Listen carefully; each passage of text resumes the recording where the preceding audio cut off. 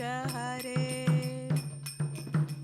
तव कर कमल वरे नाका अभूत श्रृंगा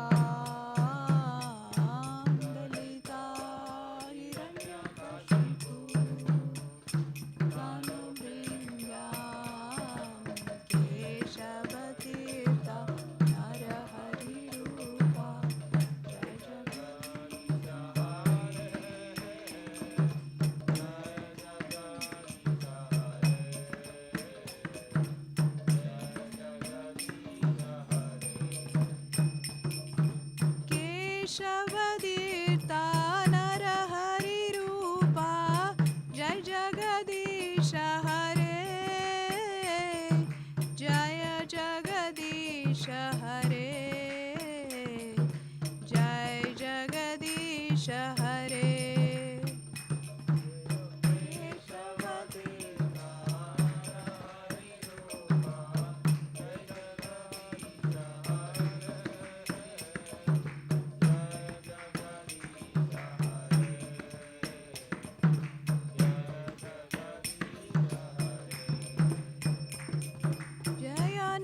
नरसिंहदेव जय नरसिंहदेव जय नरसिंहदेव जय नरसिंहदेव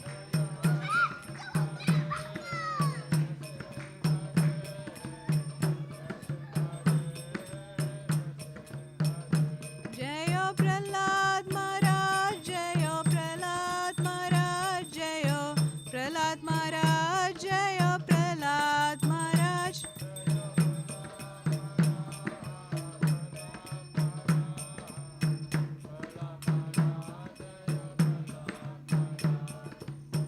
जय श्रील प्रभुपाद की जय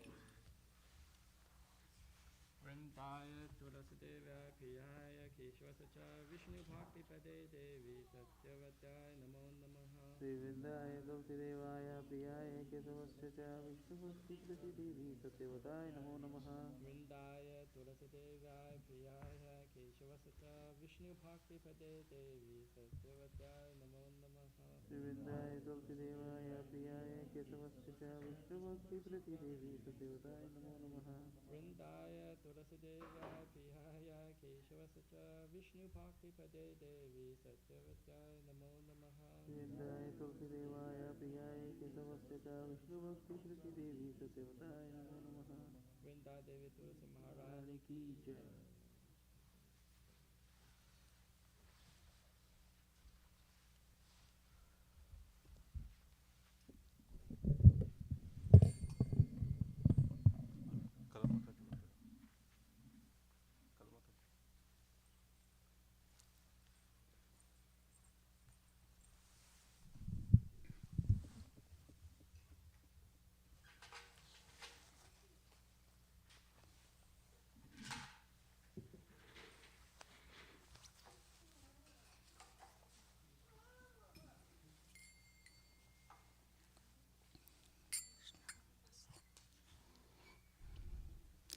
नमो नमः तुलसी कृष्णा प्रेयसी नमो नमः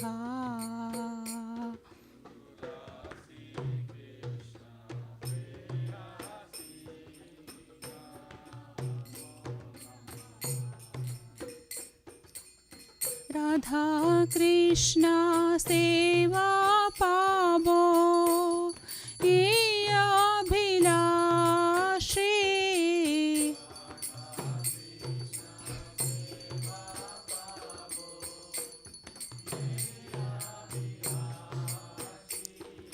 राधा कृष्णा सेवा पावो ये अभिलाषी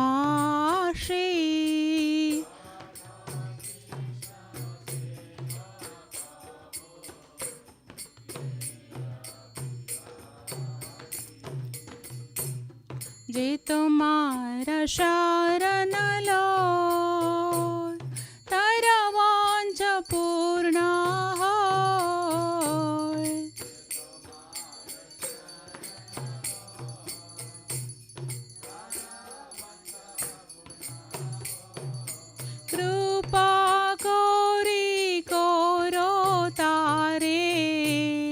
वृंदावनवासी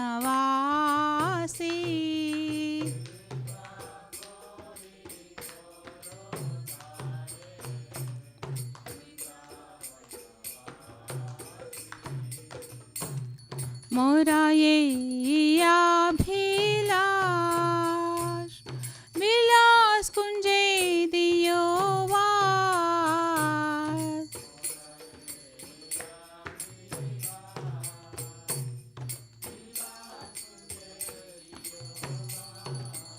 नयने हेरिबो सदा युगल रूपरासी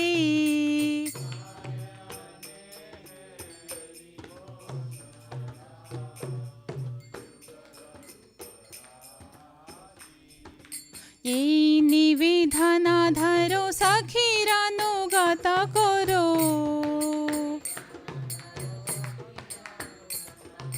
सेवाधिकार दिए करो निज दासी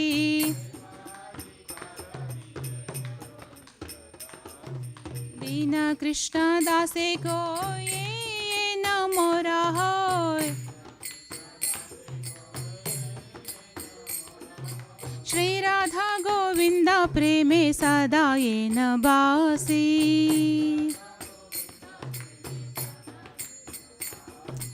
श्री राधा गोविंद प्रेमे सदा ये न भासी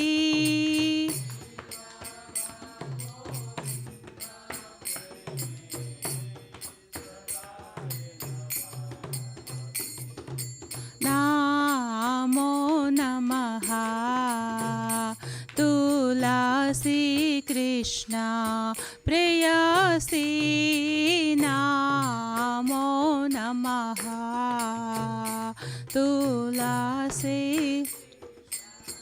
प्रेयसी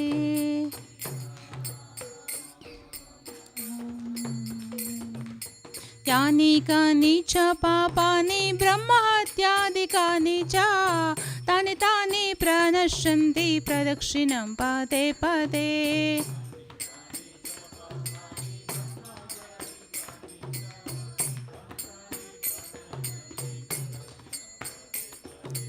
यानि कानि च पापानि ब्रह्महत्यादिकानि च तानि तानि प्रणश्यन्ति प्रदक्षिणं पदे पदे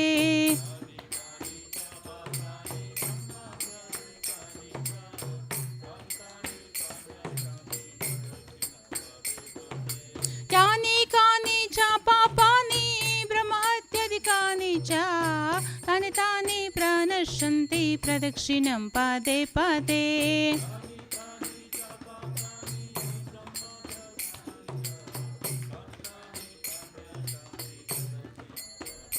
हरे कृष्णा कृष्णा कृष्णा हरे हरे हरे राम राम राम हरे हरे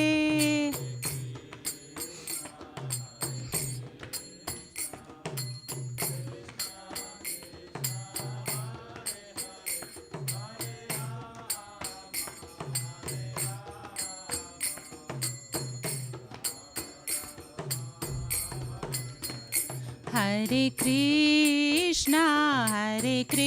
कृष्णा कृष्णा कृष्णा हरे हरे हरे राम राम राम हरे हरे कृष्णा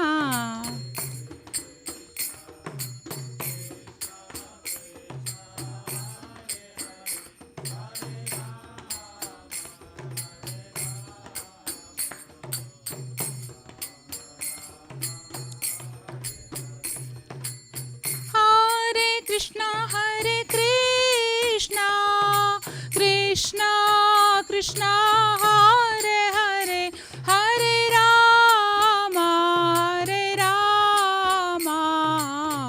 राम राम हरे हरे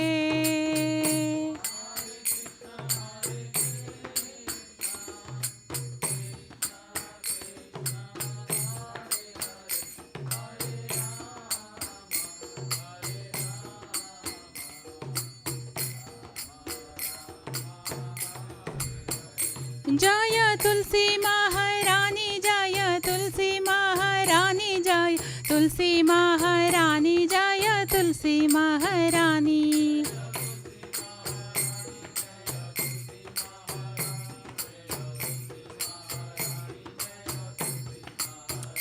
जय वृंदा देवी जय वृंदा देवी जय वृंदा देवी जय वृंदा देवी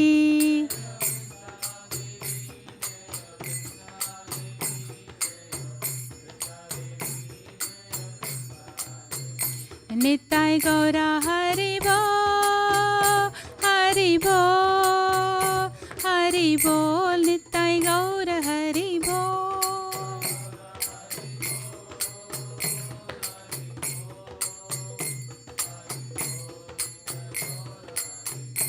जय जय प्रभुपा प्रभुपा प्रभुपा जय जय प्रभुपा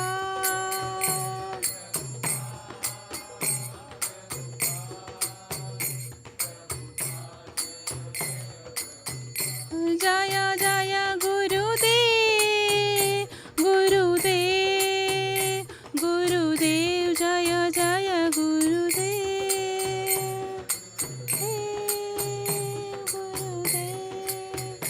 गुरुदेव जय जय गुरुदेव। वृंदा देवी तुलसी महारानी की जय।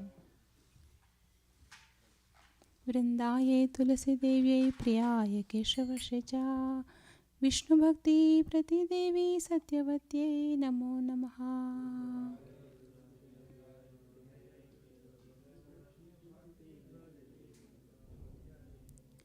वृंदायै तुलसी देव्यै प्रियायै केशवस्य च विष्णु भक्ति प्रतिदेवी सत्यवत्यै नमो नमः।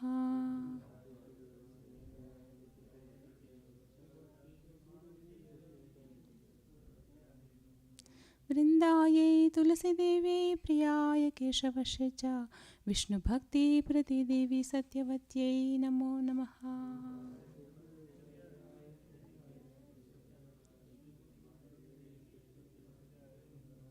वृंदा देवी तुलसी महारानी की जय।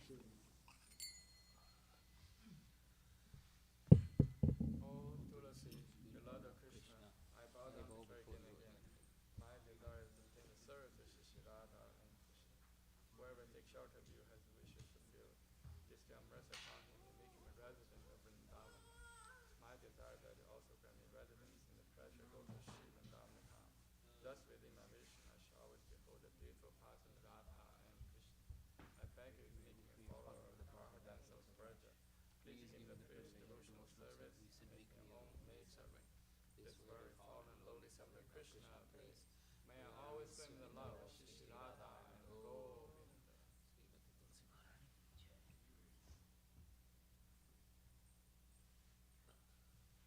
There are 10 fences in the method chanting holy name that should be avoided, and they are as follows. 1. To fasten devotees who are dedicated lives for the propagation of the name of the Lord.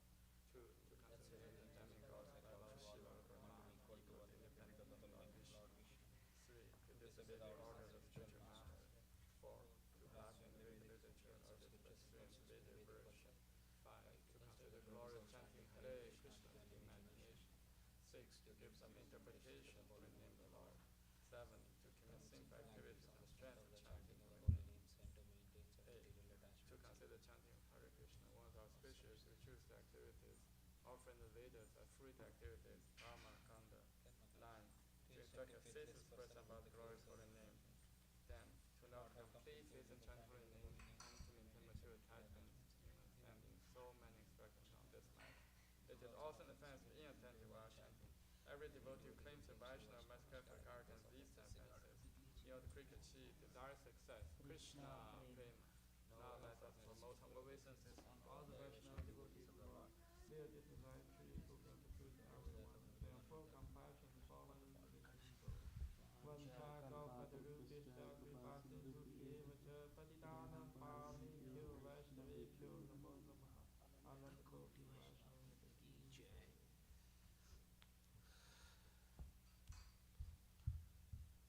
Shri Chaitanya Shikshastakam ki jai. Jedo Darpana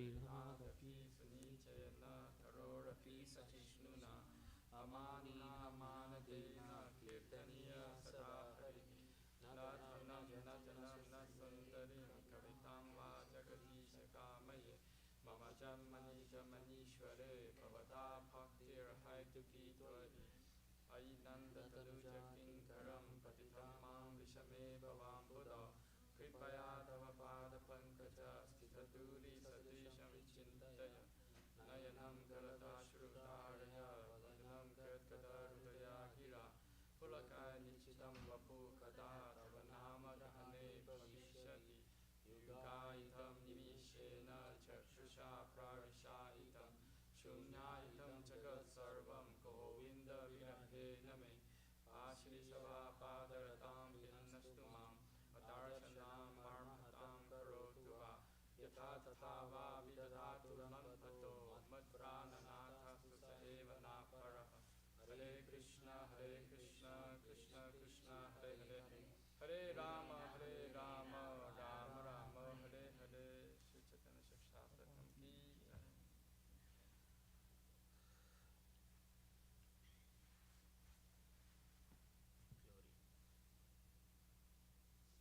Glory to Shri Krishna Sankirtan, with the cleansing heart of all the dust accumulated for years, and extinguished fire conditional life of repeated births and deaths.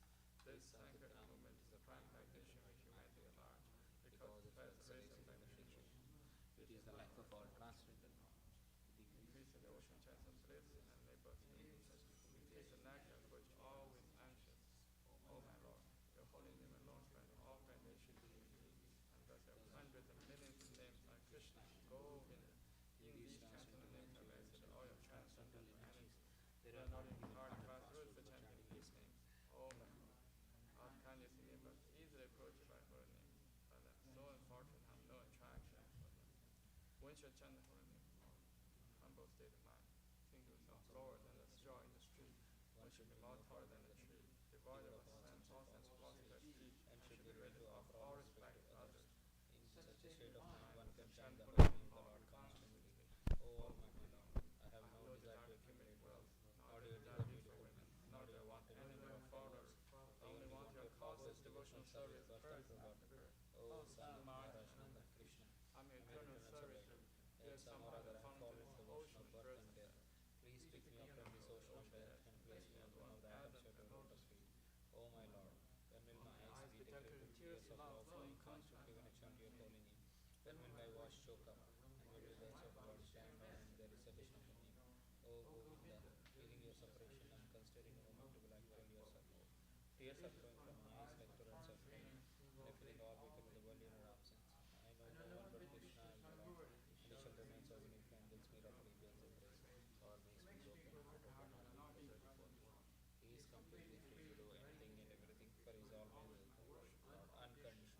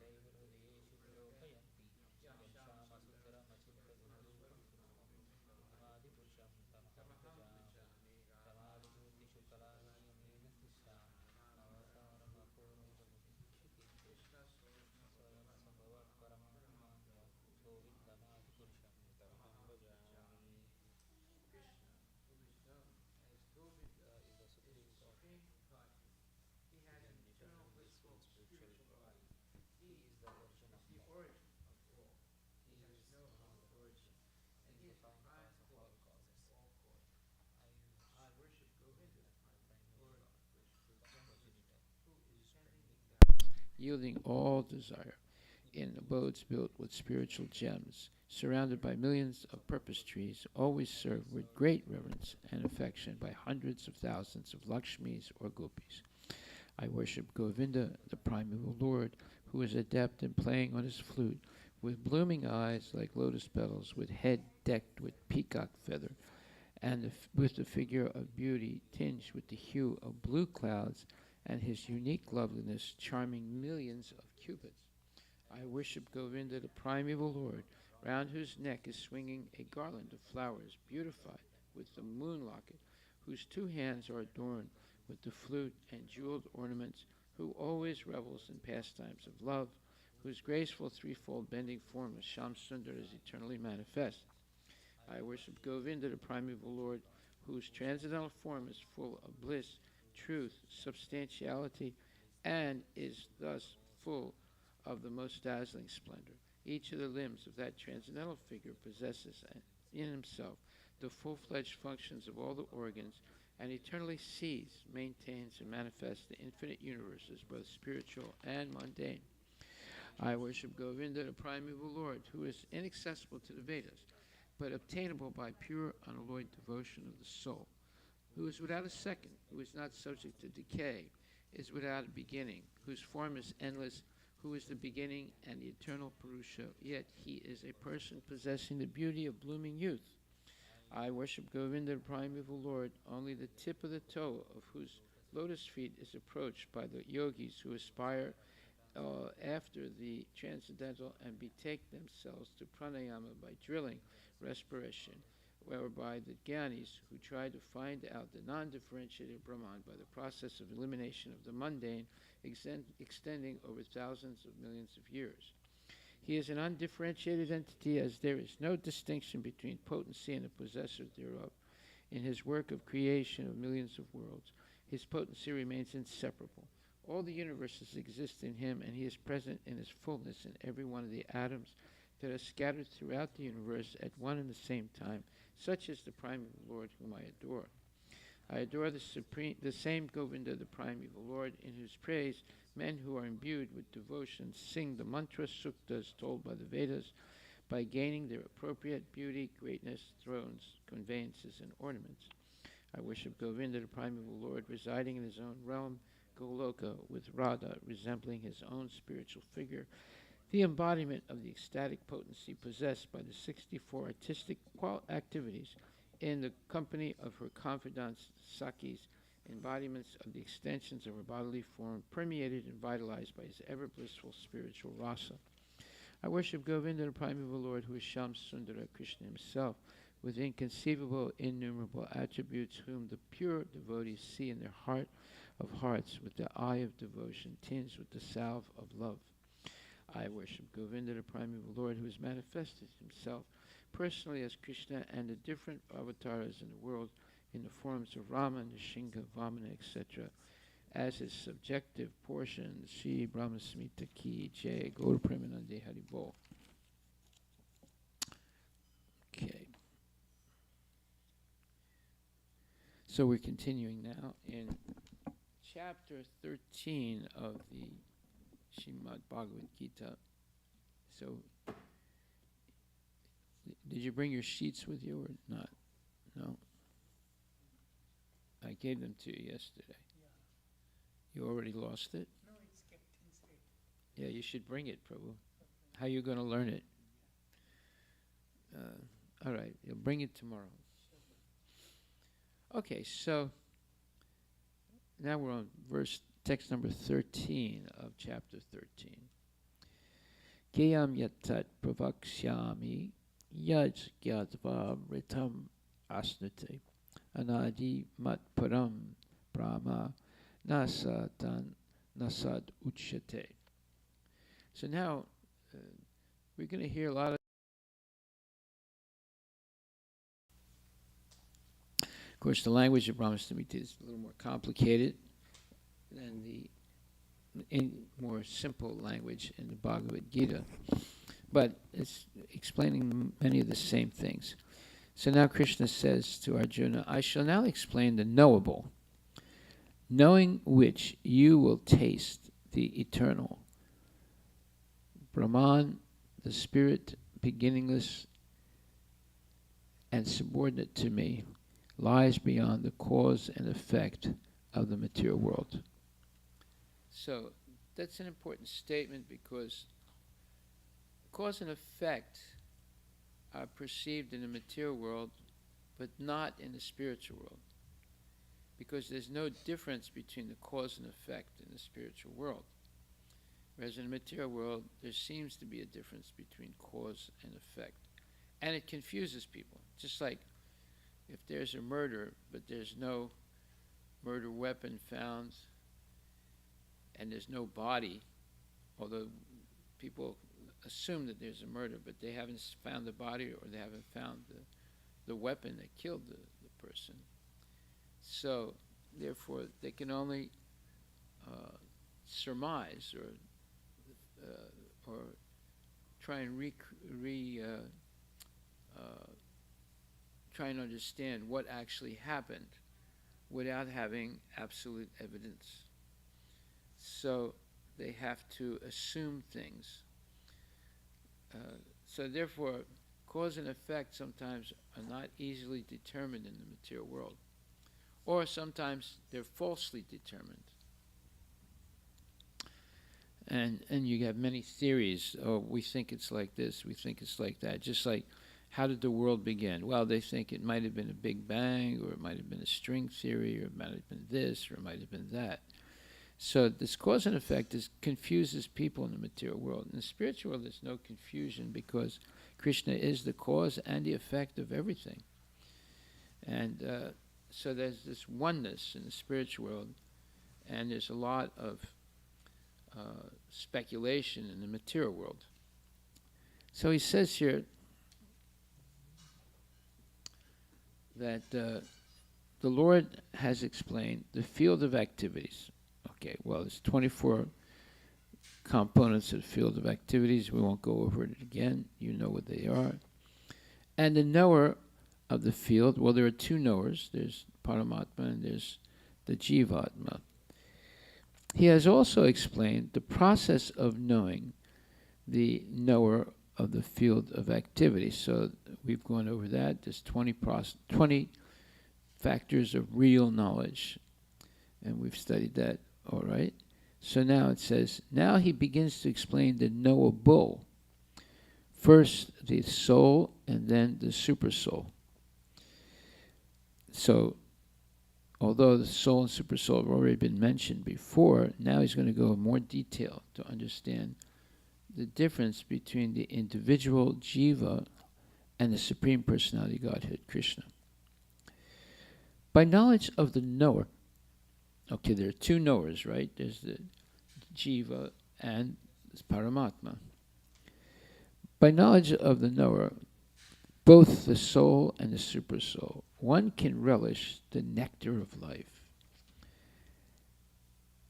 Now, why don't you do a little survey? Ask people, are you the knower of your body? And is there anybody else that's the knower of your body? Most people say, no, I'm the only knower of my body. But actually there's two knowers. You see? So there's a lot of confusion in modern society, and because of that, there are a lot of theories that are mostly false. And because of that, people have incomplete knowledge, and therefore their life remains incomplete. That's why most people don't attain ultimate happiness, bliss, and eternity, because they don't have all the knowledge.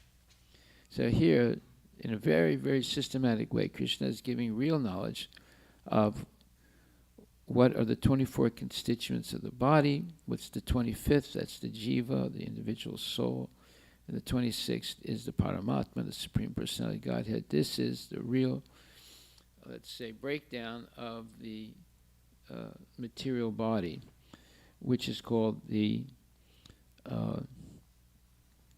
field of activity, because that's where we're acting through this body. But the only reason the body is acting is because there's an eternal soul called the jiva, and there's the Paramatma, or Krishna's presence in the heart of the living entity. Because of that, there is energy that animates the body. Without the soul's presence, there would be no energy in the body. It's just like a cell phone without a battery. The cell phone is there, but you don't have the battery, it doesn't work. So the battery of the body is the presence of the jiva, the individual soul, and supported by the super soul. So it says, by knowledge of the knower, both the soul and super soul, one can relish the nectar of life. As explained in the second chapter, the living entity is eternal. This is also confirmed here. There is no specific date at which the jiva was born, nor can anyone trace out the history of the jivatma manifestation from the Supreme Lord. Therefore, it is beginningless. The Vedic literature confirms this. Najayate mriyate va vipaschit. Katha Upanishad 1.2.18. The knower of the body is never born and never dies, and he is full of knowledge. Okay, now, most people, this sounds like gobbledygook to them. You know, they can't follow all this. Why? Because, they've eaten too much meat, had too much sex, and heard too much nonsense in modern education to be able to even come close to understanding what's being explained here, right? So therefore, in order to understand this knowledge, you do have to give up the 4 sinful activities, self-destructive sinful activities: meat eating, gambling, illicit sex, and intoxication. Without giving those 4 self-destructive habits, it's impossible to understand what's being said here. You see, that's why very few people actually can understand Bhagavad Gita as it is, because they're addicted to these bad habits. And these bad habits are self-destructive. You don't self-destruct by chanting Hare Krishna, eating Mahaprasadam, bathing regularly, and giving up illicit sex. You don't self-destruct like that. But if you engage in those 4 self-destructive activities, then you self-destruct, and also you have no way of understanding spiritual knowledge. So for a materialist, hearing what we just read doesn't make any sense to them, right? But for a devotee, it makes a lot of sense. Okay, then it says, as explained in the 2nd chapter, the living entity is eternal. This is also confirmed here. There is no specific date at which the jiva was born, nor can anyone trace out the history of the jivatma. A jivatma's manifestation from the Supreme Lord. Therefore, it is beginningless. The Vedic literature confirms this. Najayate mriyate va vipaschit. Katha Upanishad 1.2.18. The knower of the body is never born and never dies, and he is full of knowledge. The Supreme Lord as the Super Soul is also stated in the Vedic literature, Svatasvatara Upanishad 6.16, to be Pradhana Chitragya Patir Guneshaha, the chief knower of the body and the master of the 3 modes of material nature. So therefore, there are 2 knowables in the body: the jiva, or the individual soul, that's you and me, and the Paramatma, or Krishna, the Supreme Personality of Godhead. This is why things work. Like, for example, when you're sleeping, you're not consciously controlling your breathing. You're not consciously controlling your digestion. You're not consciously controlling your heartbeat. So who's controlling this then? Somebody must be controlling it, because it's going on, right? So unless you analyze things like this, we remain ignorant. And we think that, we are the only person in control of the body. But there's no question of we are the only person in control of the body. Because there are moments where you're unconscious, but yet the body is functioning, right? Somebody is controlling it.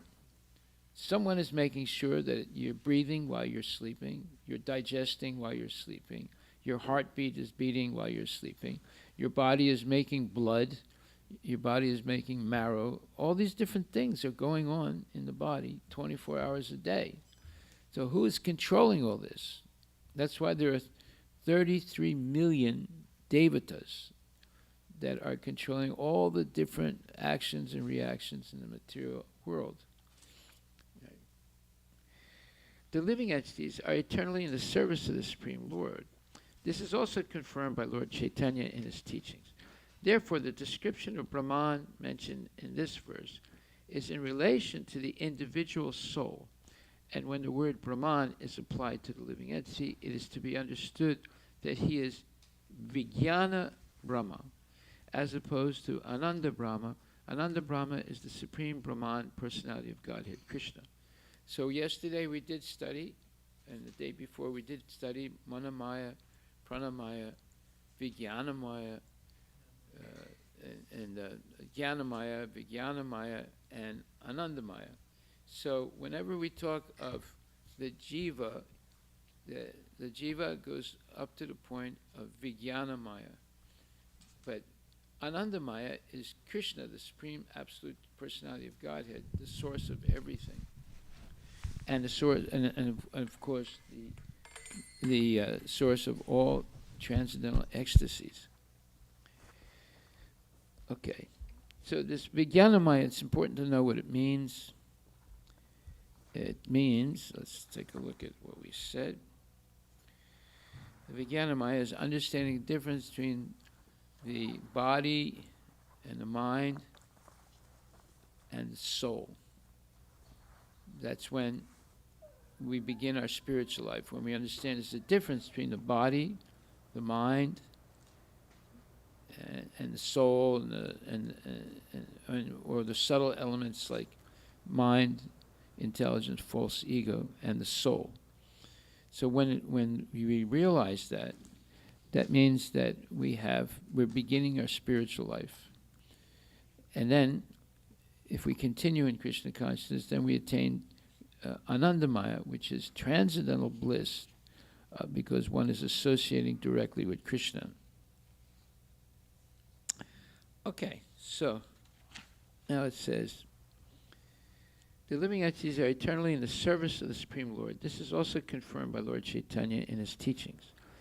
Therefore, the real identity, our real identity, is Jivera Swarupahaya Nitya Krishna Das. Jivera means the jiva, the individual soul. Jivera, the real position, Jivera Swarupahaya, this real Swarup, or the position, or the identity of the jiva, the individual soul, is Krishna, Nitya Krishna Das. He's the eternal servant of Krishna. So that's who we actually are. That's the first thing we should teach our children. You are not this body. You are the eternal servant of Krishna. And you have a spirit, you have an eternal soul that's eternally part and parcel of Krishna, and is your origin, and it's who you actually are. You're not this body because it's always changing. You can use the body in Krishna's service in that way. It doesn't become a hindrance to spiritual advancement. But if you use the body for sense gratification, then it becomes an obstacle to spiritual life, and it is the cause of unnecessary suffering. Okay, so then, this is also confirmed by Lord Chaitanya in his teachings, that the living entities are eternally in the service of the Supreme Lord. Therefore, the description of Brahman mentioned in this verse is in relation to the individual soul. And when the word Brahman is applied to the living entity, it is to be understood that he is Vijnana Brahma, as opposed to Ananda Brahma. Ananda Brahma is the Supreme Brahman, personality of Godhead. Okay, so when we say Brahman, it has different levels of meaning. It can refer to either the entire material creation, it can refer to the Jivatma, it can refer to the Brahman effulgence, or it can refer to Brahman, Paramatma, and Bhagavan, Krishna, the Supreme Personality of Godhead. So this is something you have to be able to understand by the context of what's written, which Brahman they're talking about. Right? So here Prabhupada says, therefore the description of Brahman mentioned in this verse is in relation to the individual soul, and when the word Brahman is applied to the living entity, it is to be understood that he is Vijnana Brahma, as opposed to Ananda Brahma. Ananda Brahma is the Supreme Brahman, personality of Godhead, Krishna. So there are basically three major concepts of Brahman. There's the material world, there's the Jiva, and there's Bhagavan. But it can also refer to, as soon as we start talking about Bhagavan, it refers to the three levels of Bhagavan realization, which is Paramatma, which is Brahman effulgence, Paramatma, or Krishna, the Supreme Personality of Godhead. So, in other words, as soon as you say the Supreme Brahman or Krishna, there's those three categories: Paramatma, the Brahman, Paramatma, and Bhagavan. Otherwise, there are three major concepts of Brahman. That is the entire material creation, the Jiva, and Krishna. But as soon as you say Krishna, there is the Brahma Jyoti, Paramatma, and Krishna, the Supreme Personality of Godhead. Okay?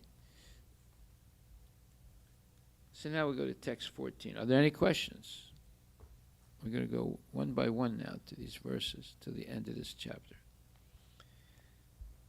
Sarvata pani padam tat, sarvato kshi shiro mukam, sarvata shrutimal loke, sarvam avritya tistati. Everywhere are his hands and legs, his eyes, heads, and faces, and he has ears everywhere. In this way, the Supersoul exists, pervading everything. All right, now this is a very interesting verse, because what is it saying? The Jiva is only in this body, in one body, my body or your body. That's all the Jiva's extent of consciousness is, of the being conscious in the body. But Paramatma is in everyone's body and in every atom of the universe. In that way, he has his hands and legs everywhere, his eyes, heads, and faces everywhere, and he has ears everywhere. In this way, the Supersoul exists, pervading everything. Now, why does it say everywhere? Because my soul is only in this body and conscious of this body that I have, and same for you. But Krishna, as Paramatma, is present in everyone's body and in every atom of the universe. Therefore, he has eyes and ears and hands and legs and faces everywhere. He can see through our senses. Why? Because our senses belong to him. Our senses and our body belong to him. They don't actually belong to us. We're limited in consciousness to just knowing about our own body. And even that, we don't know everything about it. Right? But Krishna knows everybody and everything. So that's a major difference between the two knowers, the Jiva and the Paramatma.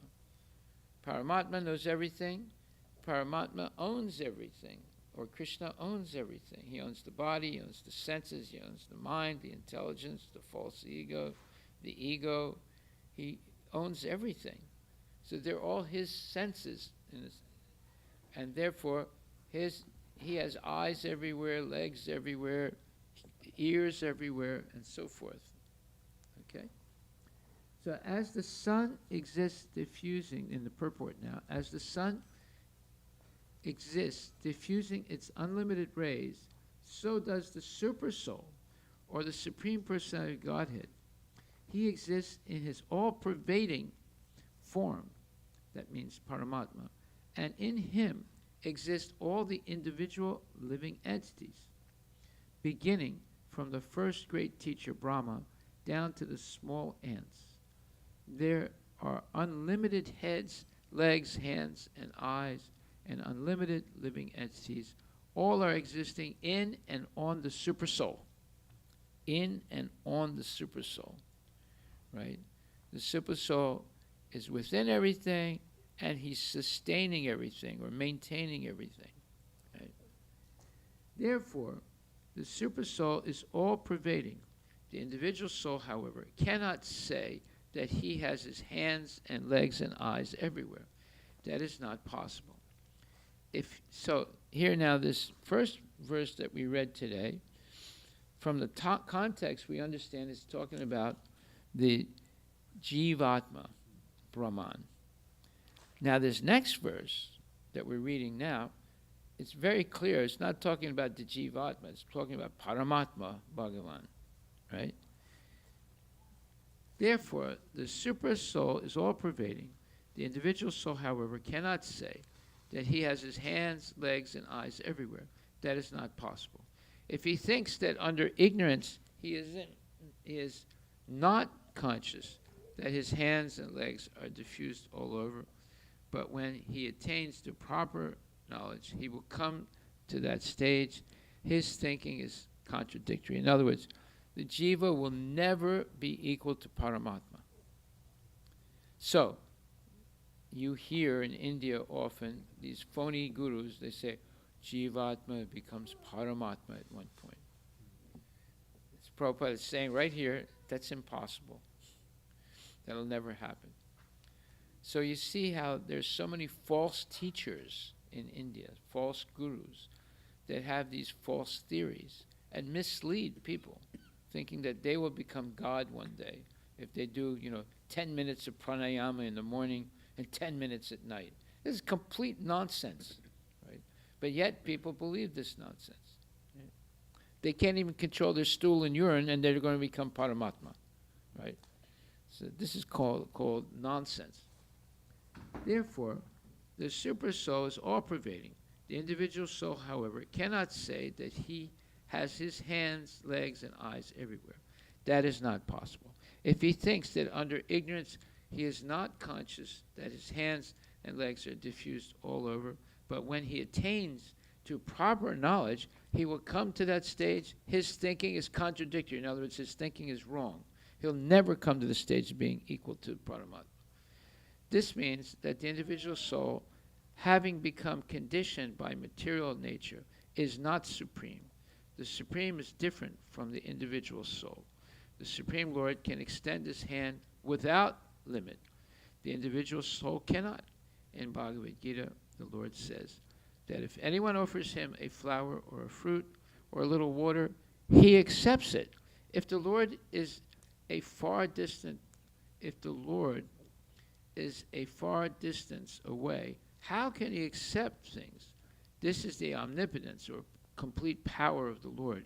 Even though he is situated in his own abode, his own place, far, far away from the earth, he can extend his hand to accept what anyone offers. That is his potency or his power. In the Brahma Samhita, 5th chapter, 37th verse, it is said, Goloka eva nivasat akilatma bhuta. We already said that this morning. That's one of the mantras that we say. Although he is always engaged in pastimes in his transcendental planet, he is all-pervading. The individual soul cannot claim that he is all-pervading. Therefore, this verse describes the Supreme Soul, the personality of Godhead, not the individual soul. Okay. So, are there any questions about this? So now we go to the next verse, text 15. Sarvendriya gune basam, sarvendriya vivarjitam, asaktam sarva vrichchaiva, nirgunam gunabhokir cha. The super soul is the original source of all senses. Yet he is without senses. He is unattached. Although he is the maintainer of all living beings, he transcends the modes of nature. And at the same time, he is the master of all the modes of material nature. Now this is another verse. If a karmi or materialist reads this, he'll say, this is a bunch of gobbledygook. I don't understand anything. What are you talking about? What's he talking about? I don't understand it. Yeah, you don't understand because you're eating too much meat. and you're engaging too much nonsense activities and talking nonsense and listening to politics and baseball and football and basketball and all this nonsense, right? So how are you going to understand this? There's no way you're going to understand this.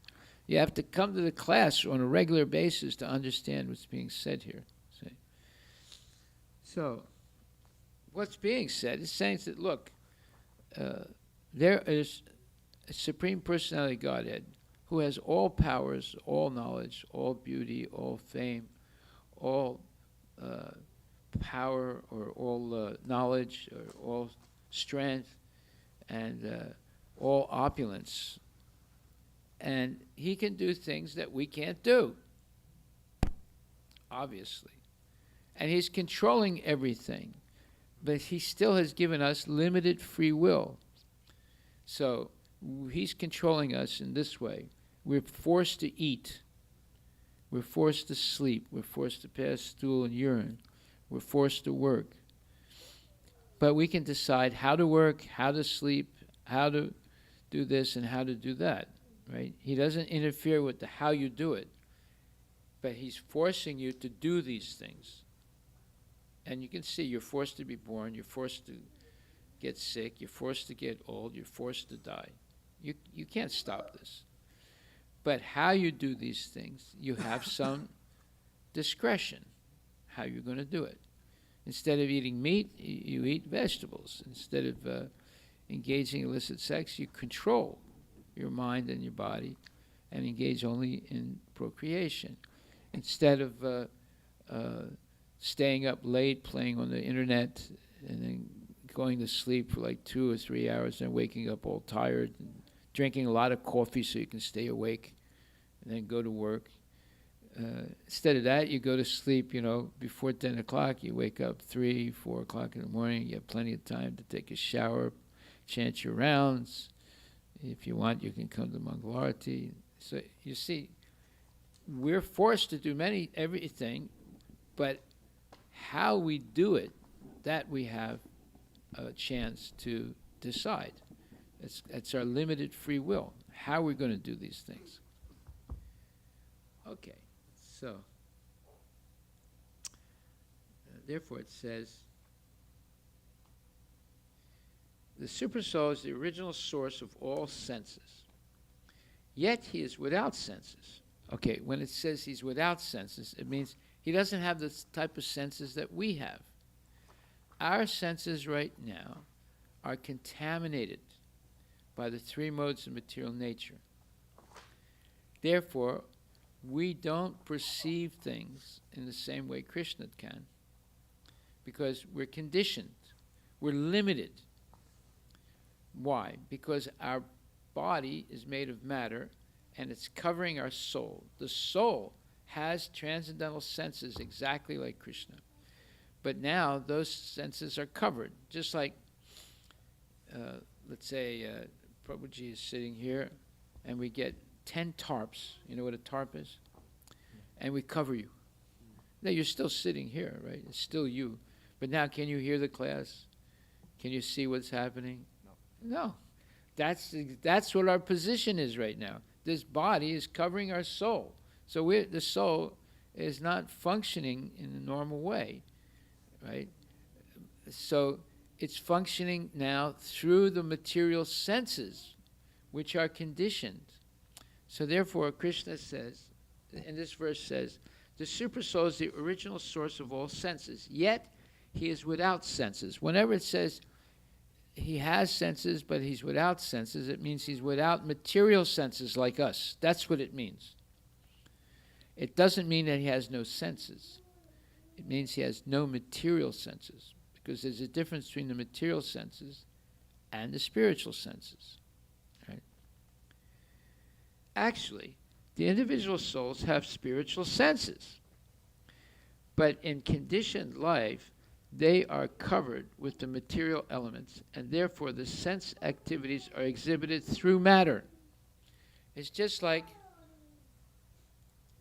you're sitting in your car and it's raining really hard and your windshield wipers don't work. So what would you see at night when there's a lot of rain going on and your windshield wiper doesn't work. You would see something, but you wouldn't see clearly. That's our situation right now. Our senses are not functioning clearly because they're conditioned by the matter that's covering our soul. See? So it's just like you trying to figure out, how to drive your car at midnight in a very pouring rain and your windshield wiper doesn't work. Imagine how difficult it would be, right? That's our position right now. See? So the Supreme Lord's senses are not so covered. His senses are transcendental and are therefore called nirguna. Well, nirguna, nir means without, guna means qualities. What does nirguna mean? It doesn't mean that Krishna has no body, no senses, no eyes, no ears, no nose. This is the way the Mayavadis interpret the word nirguna. It means that he doesn't have the influence of the three gunas, or the three modes of material nature, in his transcendental body, whereas we do. That's what nirguna means. He is nirguna, without any conditioning of the modes of material nature. The modes of material nature are what is controlling the material world. Goodness, passion, and ignorance. That's what's controlling everyone in the material world. And as long as we're not in transcendental goodness, we're being controlled by these what you would call supernatural forces: goodness, passion, and ignorance. Okay, so it says guna means the material modes, but his senses, or Krishna's senses, are without material covering.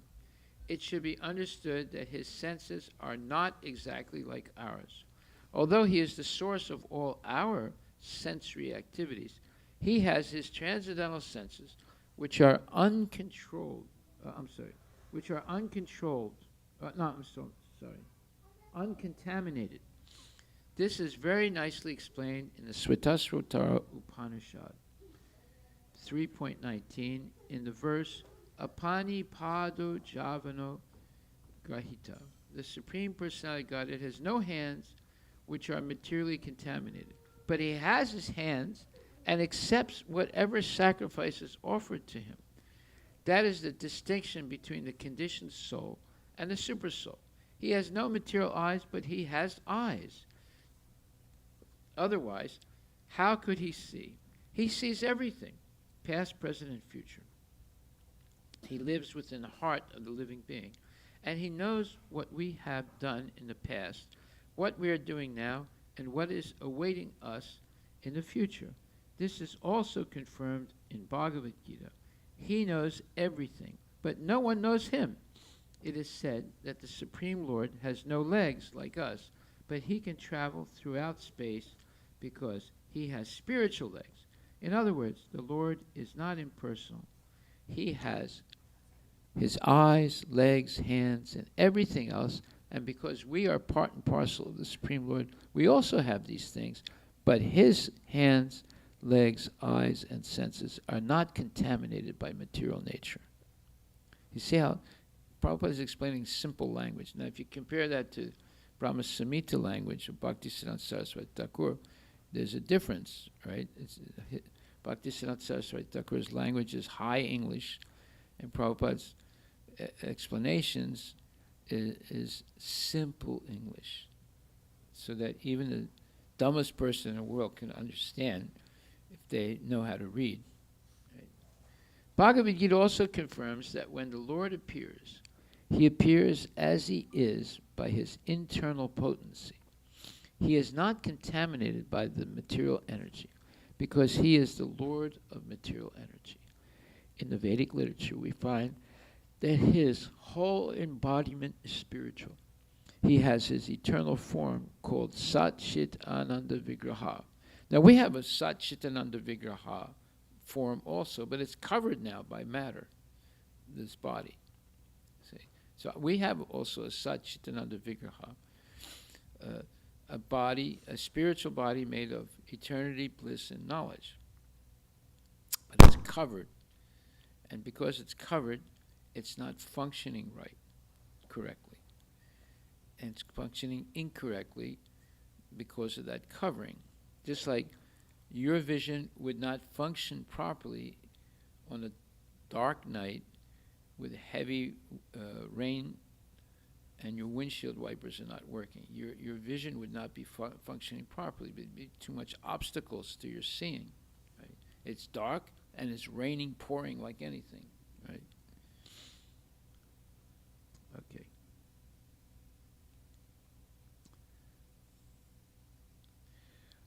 Bhagavad Gita also confirms that when the Lord appears, he appears as he is by his internal potency. So this is another point.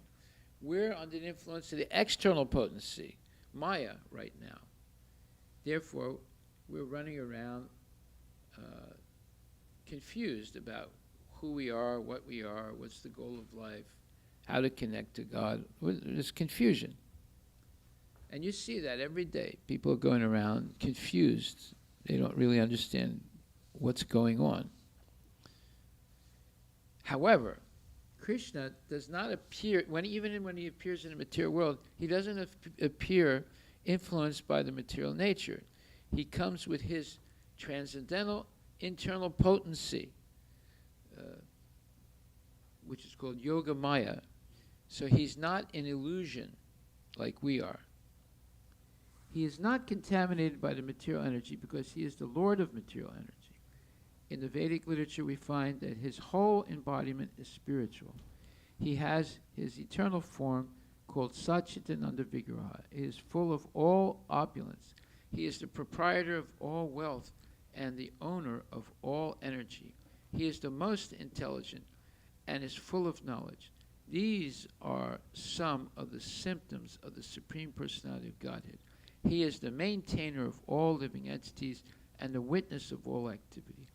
As far as we can understand from Vedic literature, the Supreme Lord is always transcendental. Although we do not see his head, face, hands, or legs, he has them. And when we are elevated to the transcendental situation, we can see the Lord's form. Due to materially contaminated senses, we cannot see his form. Therefore, the impersonalists who are still materially affected cannot understand the personality of Godhead.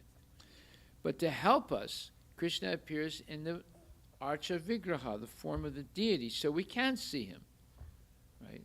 And there's no difference between the deity and Krishna as long as it's made, the deity is carved according to the description which is in the Vedas of Krishna's body. And that's the way these deities are made anyway. So we are given this special advantage of being able to see Krishna in the form of the deity, which is non-different than him. Now, whether we understand that or not, that's another thing. Whether we understand that this is not a idol. Unfortunately, Hindus refer to deities as idols because they've been poisoned by the British. Don't ever refer to the deities as idols. That's offensive. They are murtis. They're actually non-different than Krishna. Right? Although we do not see his head, legs, hands, or legs, he has them. And when we are elevated to the transcendental situation, we can see the Lord's form. Due to materially contaminated senses, we cannot see his form. Therefore, the impersonalists who are still materially affected cannot understand the personality of Godhead. So the impersonalists and the atheists, they can't understand anything about Krishna. At least the impersonalists understand something. That's the Brahman refulgence. That is spiritual, that is related to Krishna, but that's all they understand. They don't go beyond that. And therefore they fall down because they have incomplete knowledge. Okay, we'll do one more verse and we'll stop. Yes. I have a question about this. Yeah.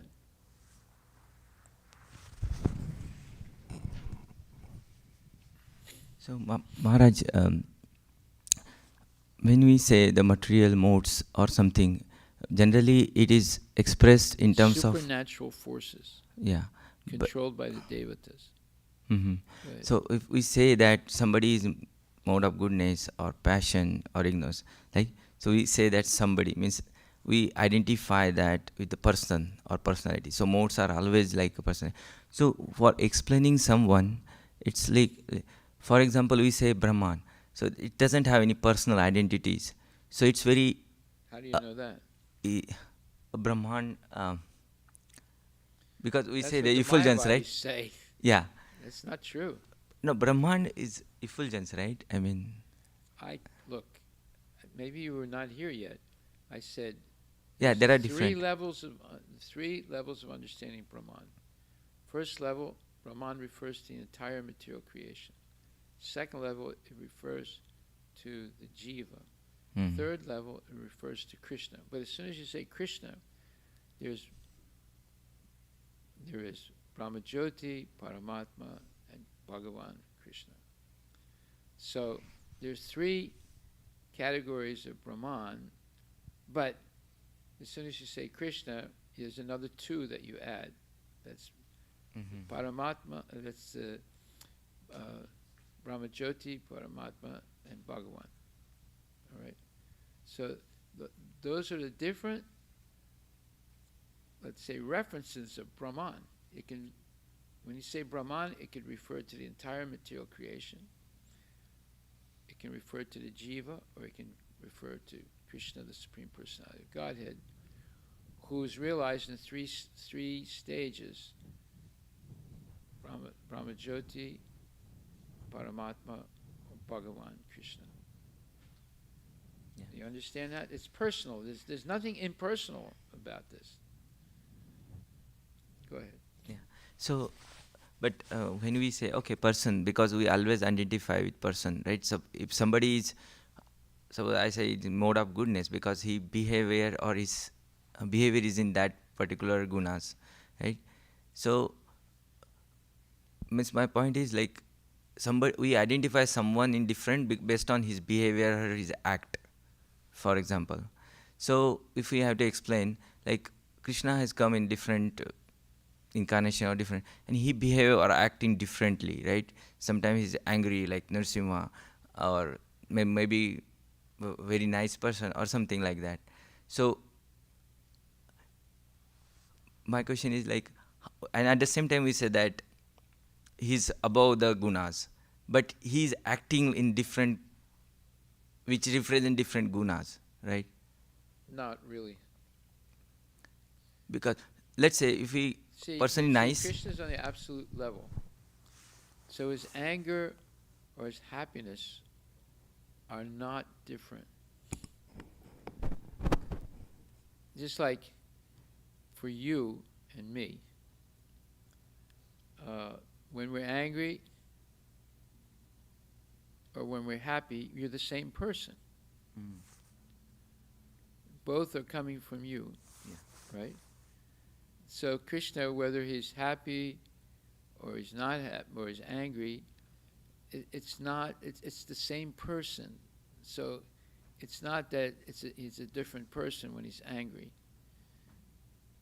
or when he's happy. So there's this oneness on the transcendental level, where on the material level there's dualities. When you're angry, your wife or your children don't recognize you. It's different than who they think you are, right? But for you, there's no difference whether you're angry or happy, because it's part of you. Someone else will see it as a duality. So after you get angry and do something stupid, you suddenly realize, oh, that was me? I did that? Why did I do that? So then you realize, you did something that was wrong. But for Krishna, there's nothing wrong, whether it's his happiness or his anger, whether it's reward or his punishment. It's all good. When you get angry, it might be bad, and later on you can regret it because you lost control of your mind. But in the case of Krishna, he's always in control.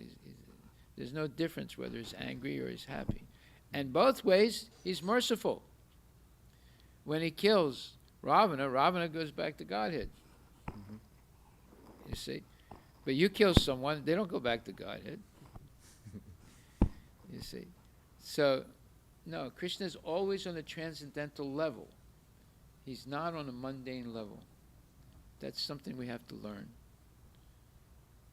That's why we're reading these purports. Prabhupada's explaining all these things. This is real knowledge of who Krishna is. Yeah. Okay, well, we'll stop right there, and we'll continue tomorrow. You see, this 13th chapter has got a lot of information about who Krishna is, and the difference between us as jivas and Krishna, who's the Supreme Personality of Godhead. And it's explaining all this specialized vocabulary. When he says nirguna, the Mayavadis think, well, that means he's not a person. He has no gunas, no qualities. No, that's not what it means. He has no material qualities. That's what it means. You see? So the Mayavadis use the same words, but they give different definitions. Now we're hearing the real understanding of what these words mean. Otherwise, we'll read something and accept what the Mayavadis say. We'll never understand Krishna then. Never understand Krishna. Because they're giving false definitions. Just like, you look up the definition of yoga. They say it's a Hindu practice. Yoga has nothing to do with Hinduism. That's a false definition. Right? Okay. Haribol. All glories to Srila Prabhupada, unless there's other questions.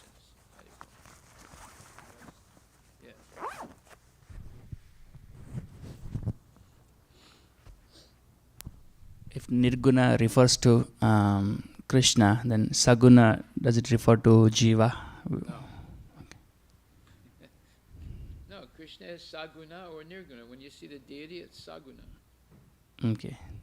When you hear about Krishna's pastime, it's Nirguna, because he's not subject to the modes of material nature. But he can also have a Saguna form, like the deity. Okay, so are you Saguna or Nirguna? Well, Nirguna, you would be Nirguna if you're transcendental to the influence of the modes of material nature, when you become completely Krishna conscious. Right now you're Saguna in this body, and your body is being controlled by the modes of material nature. But when Krishna is Saguna, he's not being controlled by the modes of material nature. The deity is not being controlled by the modes of material nature. So what is the Saguna in terms of Krishna? So we say that it's not Deities. Material modes. It's not controlled by material modes, right? Nirguna means. Then when we say in terms of Krishna, Saguna means it should be opposite of that, or how do you interpret? Saguna means you can see him because it has the deity is made of material elements, so you can see it. That's only so it helps you to understand your relationship with Krishna. Otherwise, let's say we open a Mayavad temple, right? So, let's say you go to a Baha'i temple. Is there any deity in the Baha'i temple? No. It's an empty space. So that's nirguna, no material qualities. Right? So can you meditate on no material qualities? No. You have no idea how you would meditate on that.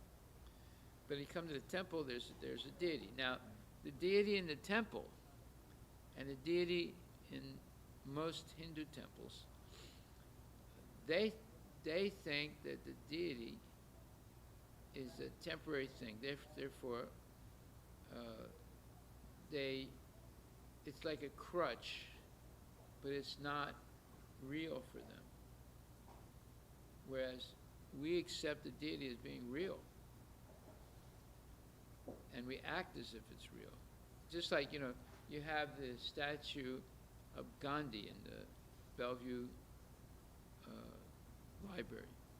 So, once a year they do a puja for that statue. The rest of the year, it's like it's raining right now, it's raining there, and birds come and pass stool on it.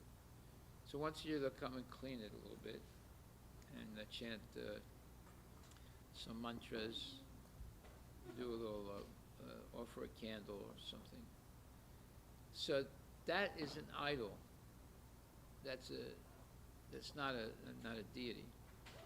Deity, we're worshiping every day, 6 times a day, changing the clothing, bathing the deity, feeding the deity, offering arti to the deity. So that's a deity. That's a murti. It's not a statue. It's not an idol. If it was an idol, then you don't have to offer 6 times a day. Let's just offer once a day, right? Or not or miss days also, because it's just a rock or a stone. But if you treat it as a deity and it's been properly performed the pran pratishtha ceremony, then you cannot do that. You have to maintain the regulated service as you would to a real person. But isn't that sakara and nirakara? Like, when you see the form, like deity form, it's Saguna. no. There is also sakar and nirakar, right? So there's a nirakar means like Mayavadi is nirakar. No, they are no. Krishna is not Nirakar. Yeah, but there is sakar and nirakar. So there is 2 words. Yes, but their Nirakar is nonsense. Krishna has an eternal form. How can he be Nirakar? Those are false terms. It's just like say, oh, Pankaj is Nirakar. What? You're a Nirakar? But you're sitting right there, right? If I say, no, it's Nirakar. So you see, that's an insult. Don't you understand? It's an insult. They're insulting Krishna when they say that. There's no such thing that you are Nirakar. You have a form, you're a person, you're talking, you have consciousness. Krishna has eternal form, eternal consciousness, so how can it be Nirakar? So these are all false things created by the Mayavadis. Okay, Haripol, of course, Srila Prabhupada. Thank you.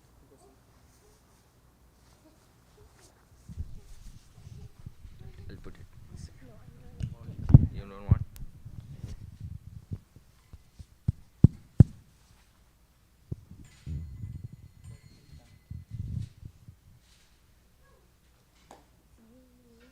Can I start?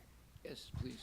Shri Guru Charana Padma Kevala Bhakti Sadma Shri Guru Charana Padma Kevala Bhakti Sadma Bandhamu Savadana Mate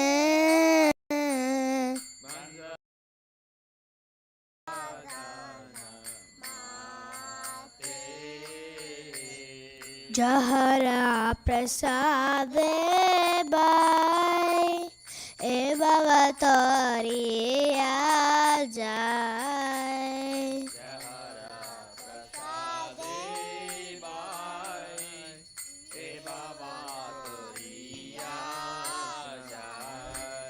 Krishna Prapti Ho Jai Ha Hai Te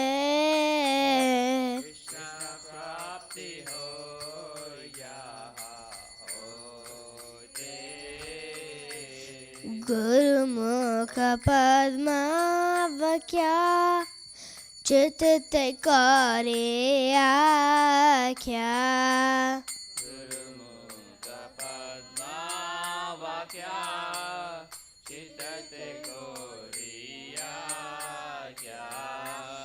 Arana Kari Hamare Asha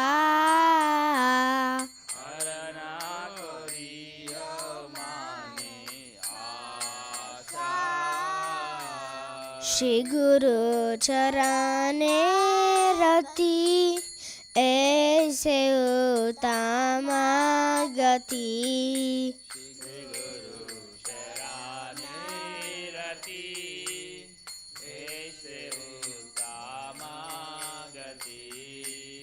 जय प्रसाद पूरे सर्व आशा जय प्रसाद पूरे सर्व आशा चक्षुदान दिलो जय जन्मे जन्मे प्रभु से चक्षुदान दिलो जय जन्मे जन्मे प्रभु से दिव्य ज्ञान हृदय प्रकाशिता दिव्य ज्ञान हृदय प्रकाशित प्रेम भक्ति जहाँ होते अविद्या विनाश जाते प्रेम भक्ति जहाँ होते अविद्या विनाश जाते वेद गाय जहर चरिता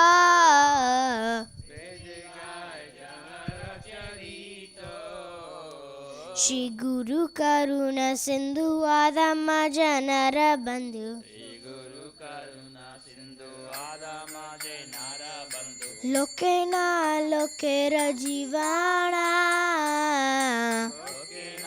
लोके राजीवाना हा हा प्रभु खोरो दया देह मोरे पाद छाया आहा प्रभु कोरो दया देह मोरे पाद छाया ए बिगाय सुप त्रिभुवाना हे विजास गुसुक त्रिभुवाना शील प्रभुपाद पतित पवाना प्रभुपाद पतित पावना जय प्रभुपदा जय प्रभुपदा जय प्रभुपदा जय प्रभुपदा जय प्रभुपदा जय प्रभुपदा जय प्रभुपदा जय प्रभुपदा जय गुरुदेवा जय गुरुदेवा जय गुरुदेवा जय गुरुदेवा जय गुरुदेवा जय गुरुदेवा जय गुरुदेवा जय गुरुदेवा नमो ॐ विष्णुपदाय कृष्णपृष्ठाय भूतले श्रीमते भक्ति वेदांता स्वामी नित्यानामिने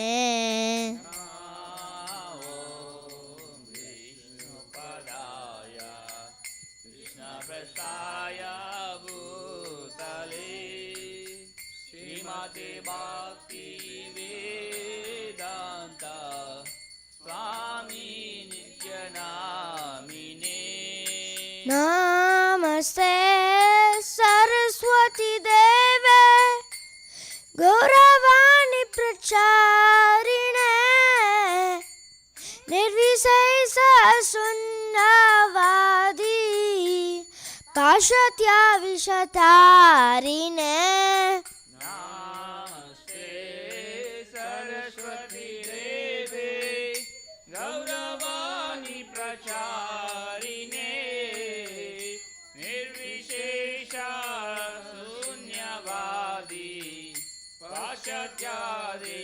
पाश्चात्यादिशतारिणे जय श्री कृष्ण चैतन्य चैतन्य प्रभु नित्यानंद नित्यानंद श्री अद्वैत गदाधर श्रीवत्सरित गौर भक्त वृंदा जय श्री कृष्ण चैतन्य प्रभु नित्यानंद श्री अद्वैत गदाधर शिवसरि भक्त वृंदा हरे Krishna Krishna Krishna Hare Hare Hare Ram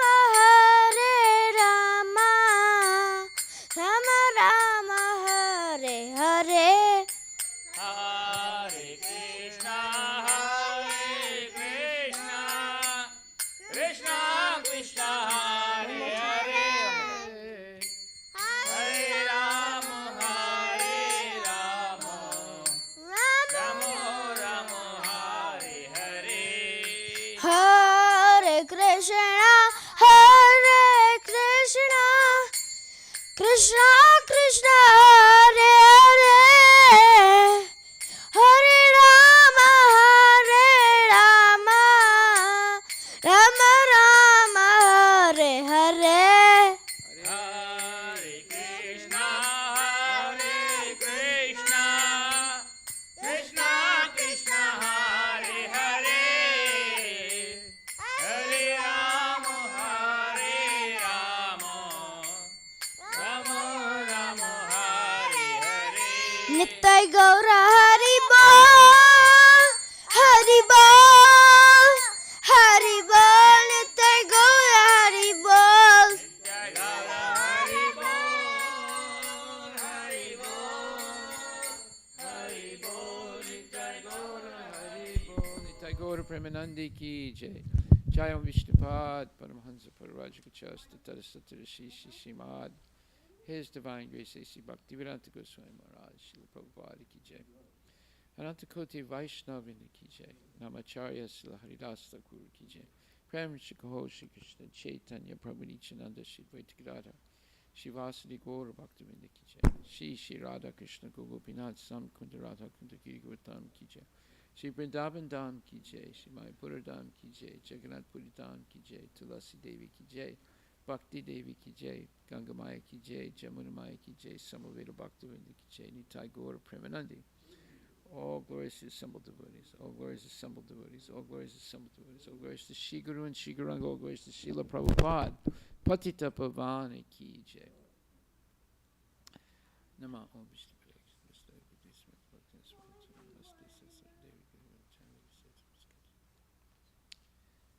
The lotus feet of our spiritual master are the only way by which we can attain the pure devotional service. I bow down to his lotus feet with great awe and reverence.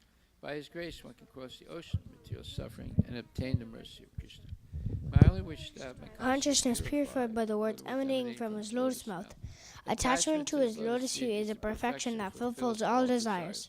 He opens my darkened eyes and fills my heart with tracking all knowledge. He is my Lord, birth after birth. From him ecstatic prema emanates. By him ignorance is destroyed. The Vedic scriptures sing of his character. Our spiritual master, the ocean mercy, the friend of the poor. And the mercy of the ways. Home, sir, unto me. His lotus feet. His famous spread all over the world. His lotus feet. His Prabhupada Ki Jai.